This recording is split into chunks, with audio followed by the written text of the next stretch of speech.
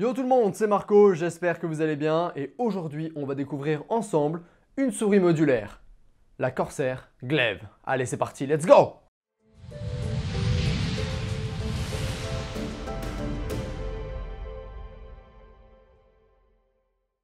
Et cette fois-ci, on va commencer avec les choses qui fâchent. Le prix. Affiché à 80 €, il est clair et net que Corsair vise encore une fois le très haut de gamme et les joueurs les plus exigeants avec cette souris.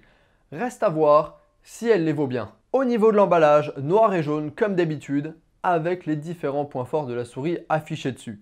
À l'intérieur, on va retrouver le petit joujou, les manuels et deux grips différents ainsi qu'un petit sac de transport. En somme, un bundle assez complet. Je vous le disais dès le début de la vidéo et c'est pour moi l'un des plus gros points forts de cette souris, elle est modulaire. Je mets ça entre guillemets parce qu'en fait vous allez avoir le choix entre trois grips différents qui vont changer la forme et la prise en main de la souris. Alors le tout est magnétique et facilement interchangeable. On a donc un premier grip soft touch plutôt standard et c'est avec lui que la souris va être la plus fine.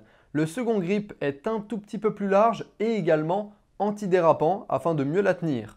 Et enfin le dernier grip qui offre une surface pour poser son pouce et élargit pas mal la souris avec aussi une surface antidérapante et personnellement c'est un de mes préférés. Au final vous pouvez un peu moduler la forme suivant vos envies, votre utilisation et votre confort perso, ce qui est plutôt très agréable. Pour ce qui est du reste de la souris, on a un revêtement entièrement soft touch sur le dessus et une partie antidérapante sur le côté droit. Elle est également assez grosse et conviendra un petit peu moins aux petites mains. Les filles qui regarderont cette vidéo, je vous conseille de la tester auparavant afin d'éviter les mauvaises surprises. Et de même, avec un poids de 122 grammes, elle n'est pas très légère, mais elle a le mérite d'être très robuste avec même une partie en aluminium sur l'avant de la souris. On va retrouver également pas moins de 6 boutons. Vous commencez à être habitué sur les souris gamers, c'est un peu le standard. Clic gauche, clic droit, clic molette, un bouton juste au-dessus de la molette et enfin les deux boutons sur le côté gauche au niveau du pouce. La molette, parlons-en, elle a une structure en aluminium et elle est recouverte en caoutchouc, elle est très agréable à utiliser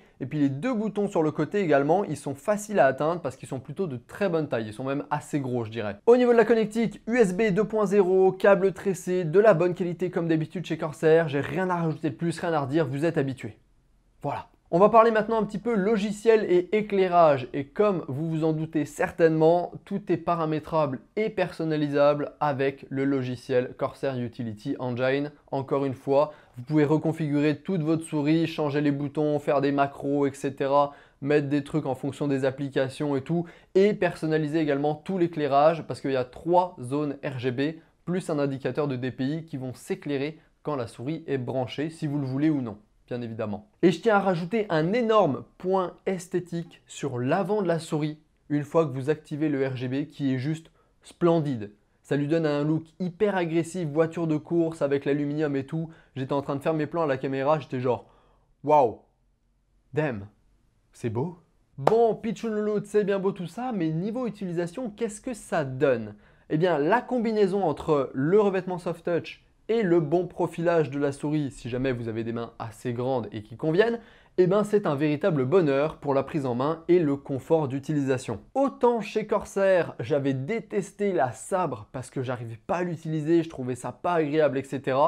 Mais là, j'ai beaucoup aimé la glaive. Et pour ce qui est des performances et de la précision, le capteur PMW3367, et ouais, je connais la référence, qui va également de 100 à 16 000 dpi. Il fait un excellent taf, il n'y a aucune accélération, c'est précis, c'est clair, c'est net. En plus, avec le taux de rafraîchissement qui peut descendre jusqu'à 1 milliseconde, ça permet d'être le plus réactif possible. Et les bons petits patins qui sont sous la souris, ils assurent une excellente glisse. Alors j'ai eu aucun mal à caler des headshots, si ce n'est mon manque de skill en fait. Bref, en 2-3 mots, comment est-ce que je pourrais résumer cette petite glaive?